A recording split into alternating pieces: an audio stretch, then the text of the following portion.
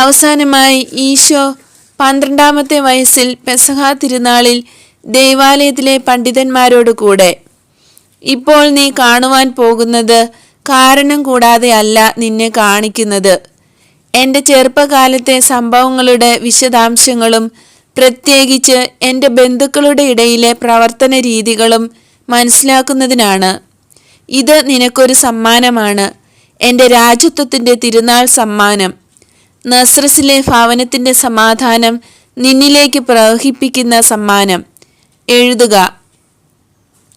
അവർ സാധാരണയായി ഭക്ഷണം കഴിക്കുന്ന മുറി ഞാൻ കാണുന്നു.